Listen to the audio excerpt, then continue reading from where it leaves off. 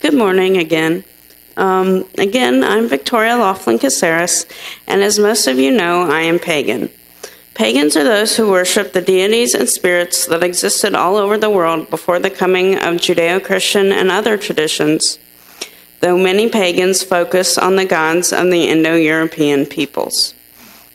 Indo-European cultures include the Celts, the Norse, the Greeks, and the Romans, among others.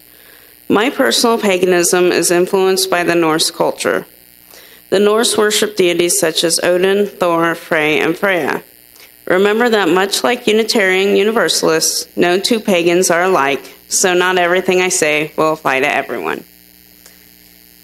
Winter is often seen by pagans as a season of introspection and reflection on the year that has passed.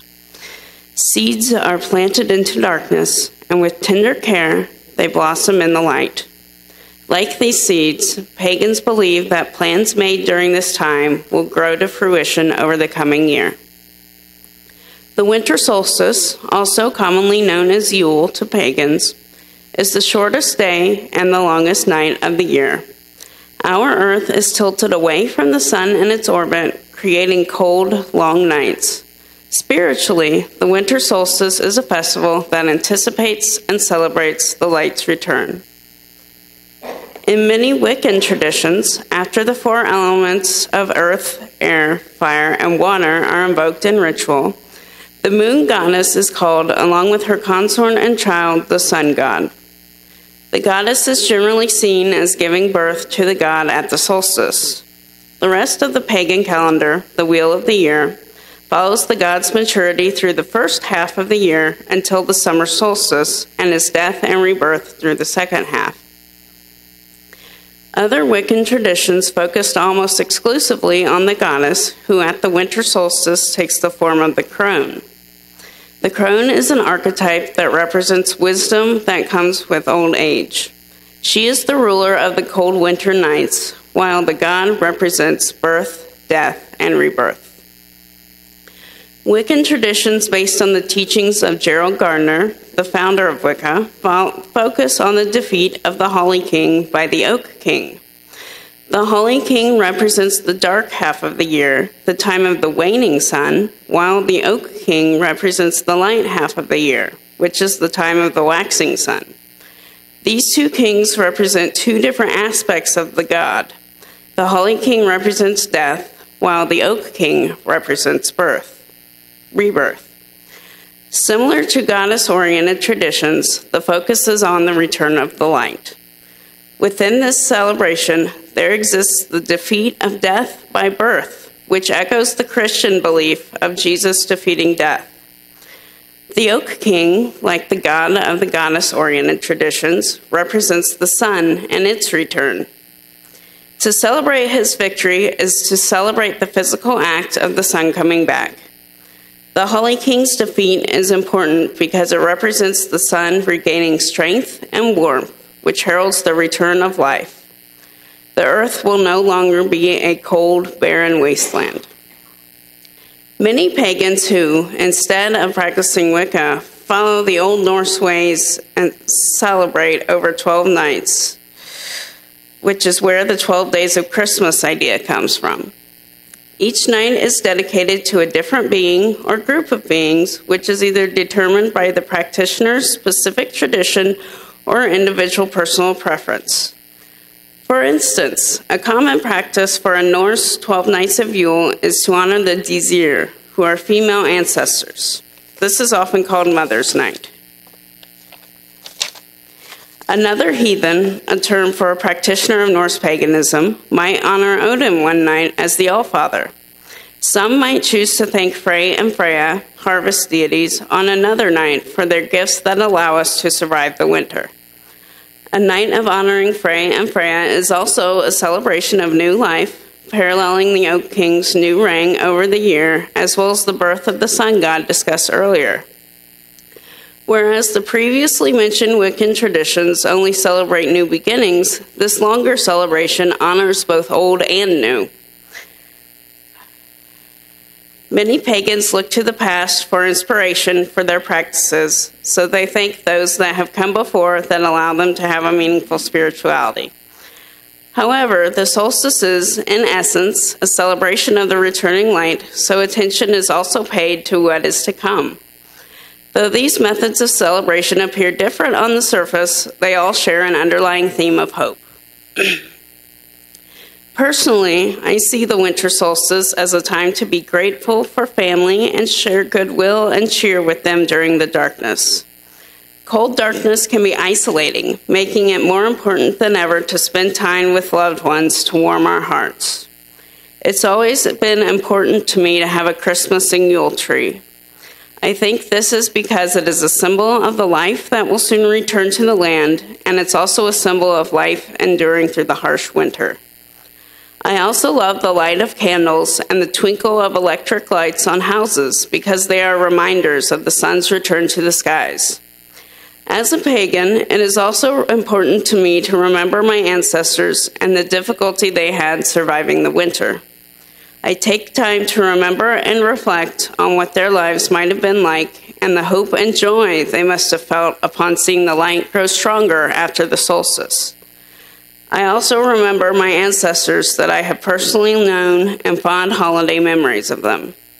This solstice, I hope for you warm times with friends and family, time to plant seeds, and hope that they will blossom in the spring.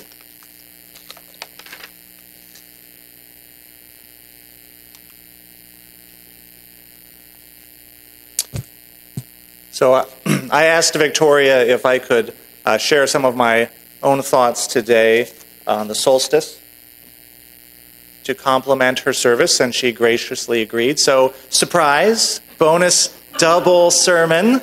That's hashtag best day ever for those of you who are live tweeting the service. So one of the things that I love about pagan spiritual traditions is their close connection to the body and to the rhythms of the natural world. The solstice celebrates the longest night of darkness in the year, which heralds the coming of the winter, and it celebrates the good that we find in the darkness. It celebrates the challenge of the darkness, and it holds up hope for the return of the light. And as Victoria pointed out in her sermon, the challenges of the darkness, this was not metaphorical for our ancestors. Until very recently in human history, in the northern climate where these traditions originated, winter with its cold and its darkness was a time of real peril. Winter was when you found out if the harvest had been generous enough for you. Winter was when you found out if the work that you had done over the summer and the fall was going to be enough to get you through, because things stop growing, game becomes scarce, the plentiful rivers and lakes freeze over, the weather itself becomes inhospitable to human life. So your winter is when you're asking, do I have enough fuel stored away? Do I have enough food? Is my shelter sturdily built enough? These are questions of life and death. So for the people who originated these traditions, the winter season was a test of preparation and endurance. And of course, spiritual endurance was a part of that too, because in these kinds of harsh survival situations, keeping your spirits up can be a question of life and death as well. The nurturance of hope, in this case the hope that the sun will return, that warmth will return, that all manner of good things will spring from the ground again. The nurturance of hope is the nurturance of life.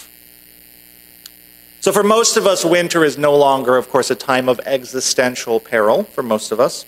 But our individual lives still certainly contain seasons of trouble. And collectively, as a people, as a nation, we have known and will know seasons of trouble. Think of the Great Depression and the Second World War, or the Vietnam era and the Civil Rights struggle.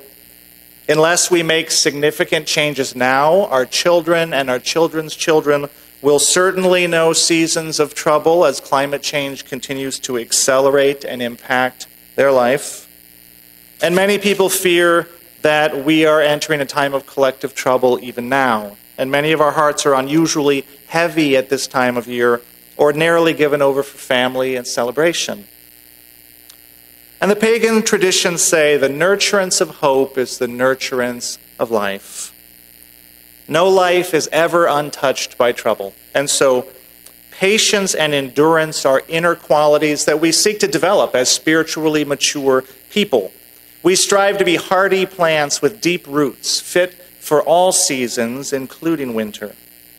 And as religious people, as Unitarian Universalists, we are rooted in our conviction about the power of truth to win out over falsehood, the power of reason to win out over prejudice, the power of love to win over hatred, and the power of a people to endure when we are there for one another, when we help and support one another through good times and through bad times. And these convictions give us hope, and the nurturance of hope is the nurturance of life. Well, if the stories of the various pagan traditions about the return of the sun exist to give people reassurances that the season of winter will pass in time, if the stories exist to give reassurances, the practices, the symbols and the practices and the rituals exist as a sort of spiritual technology to keep our spirits up while we're waiting, right? This is in a season of waiting. And all of the different pagan practices are like spiritual technology for waiting. There's the greenery that you bring inside the home, literally taking the forest outside and bringing it within to serve as a reminder of greener times. There are the twinkling candles, whether they're literal or LED, that brighten our surroundings and remind us of the light that we are longing for. There are games to inspire laughter and play. There is wine or ale or mead for obvious reasons.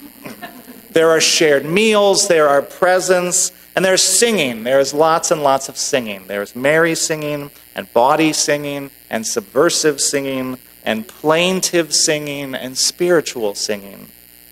And these practices, like the games and the meals and the exchanging of gifts, and especially the singing, they exist to bring people together. They exist to build community at a time when community is most precious and dear. They exist to weave connections and strengthen connections at a time when we most need one another. And we do need one another. We are not meant to be islands. We are not meant to be isolated, disconnected individuals. And so the pagan traditions say with great practical wisdom, you know, this winter has been really hard. Really hard. It's dark, it's cold, the pantry is running low, I am seasonally depressed, the kids are going stir crazy, the radiator is leaking, and there is literally a frozen moose, an actual frozen moose outside of our cabin. So we could really use some beauty right now. Let's get out the ornaments. And we could really use some inspiration right now, so let's light some candles. And we could really use some company right now, so let's call on those neighbors. And we could really use some singing right now, so let's just sing. So this winter season, I commend to you the wisdom of the pagans. Surround yourself with beauty. Whatever beauty is to you, take the time, make the intention, surround yourself with beauty. Bring extra light into your home. Make time for laughter and games. Find excuses to give gifts. Find excuses to commit acts of small kindnesses to other people. And let other people be kind to you. Call on your friends and neighbors and sing. Sing alone or together in the shower or in your car or at your home or even here at UUI where we sing from time to time. This is a place where we can be here for one another. These are all practices that nurture hope, and hope is the nurturance of life. As Victoria said in her sermon, the celebration of the solstice reminds us that the season of winter will pass, that the time of darkness is actually a time of preparation and anticipation, that unbeknownst and invisible to us, the seeds that we have planted are transforming underground. The earth is still working its magic and spring is around the corner. And so let us trust that even in troubled times, the seeds that we have planted collectively are still growing underground, and that love is still working its magic, and that a season of new light and new love and new possibility will come, and goodness will be in full flower. Until then, let us be patient, let us be faithful, and let us be hopeful together. Blessed be, and amen.